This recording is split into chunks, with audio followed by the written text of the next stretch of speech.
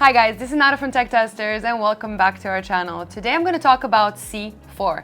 And by that I don't mean the explosives, I mean the mid-tower chassis from Jonsbo. Now this case belongs to the C series, which offers a very sleek and modern look to the outside of your case as well as on the inside of your case.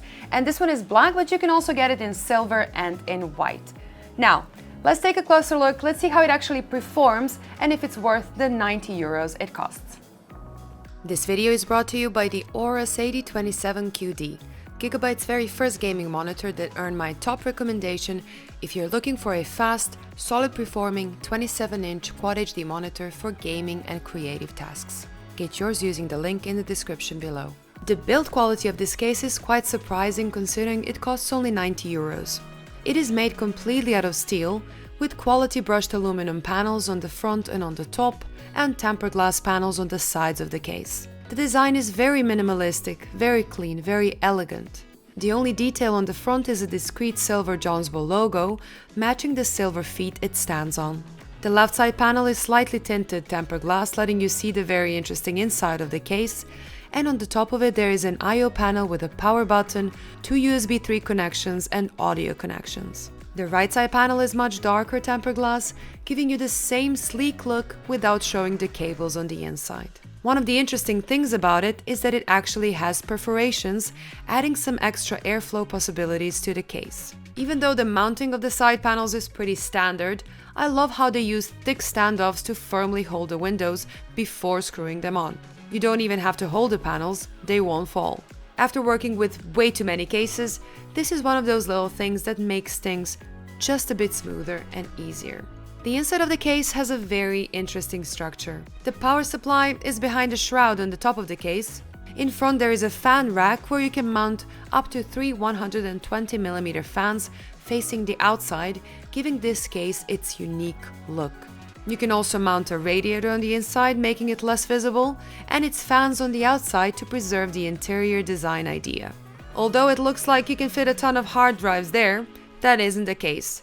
There are only two 3.5-inch drive spots total, and those are behind the motherboard. The inside of this case is compact, but it's still spacious enough to fit any system that has a CPU cooler up to 167mm in height and a GPU up to 300mm in length, and not more. This is an Asus ROG Strix GTX 1070 Ti, which is 30 centimeters long, and it just fits. It actually took me some fiddling to make it fit.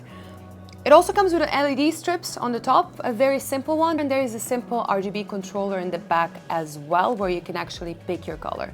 Now that's a nice touch, but I have to say that after a few days it started falling off, as you can see here. So probably using better glue or permanent mounting options like we see in some NZXT cases would probably be a better option. The second thing that was quite surprising is that the case only comes with one 120mm fan in the back. Now, for a case that has and promotes such an interesting interior design, to come without the fans to show it, it just feels like a missed opportunity. We did add some Jonsbo RGB fans to it, but as you can see they have a very mild RGB glow. The actual LEDs are at the center of it, shining up through the blades, so the RGB effect is strong in the middle, fading as it goes further away, leaving the ends of the blades barely lit at all. That gives it a very specific soft pastel look, and some of you might like it, but it probably won't be strong enough for most of the die-hard RGB fans out there. One thing that left me wondering is, are these side fans going to help the airflow at all or not? There's some opening on the side of the case for the air to get out, but the fans are quite far from the openings and there is no tunnel effect because the fan rack is actually open on the inside, which means that the air just might end up circling inside. So I decided to test this case in 3 situations. First one, with just the back fan it comes with. The second situation is with added 3 side fans here. And the third situation, I actually added the 2 intake fans on the bottom because the case actually didn't have any intake. So this should help the situation a bit. Let's see the results. And the results were pretty interesting. While gaming with just the back fan, the CPU averaged 53 degrees, GPU 72 degrees, and the inside of the case was 45 degrees Celsius. With added 3 fans on the side, the results did not change much. The CPU and the case temperature were down 1 degree, with the GPU temp staying the same. But adding 2 intake fans on the bottom did make a significant difference, primarily in the GPU temperature.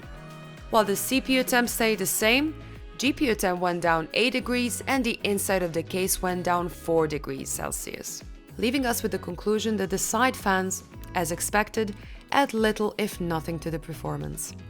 They are just there to look pretty.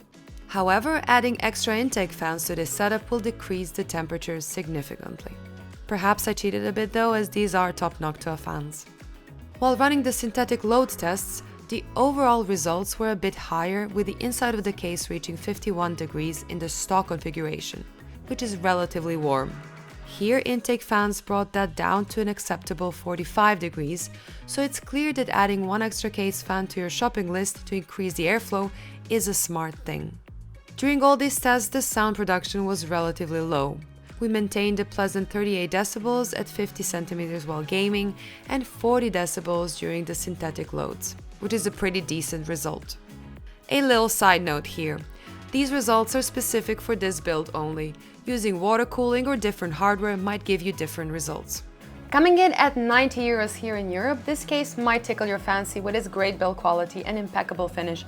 It definitely gives out the same vibe as some more expensive Inwin and Lee & cases, but you do have to purchase some extra fans for the looks as well as the performance. Now, if you're into RGB, for the same price you can get some budget cases that have RGB fans included, Chacun Pure Steel for example, but the quality is just not going to be the same.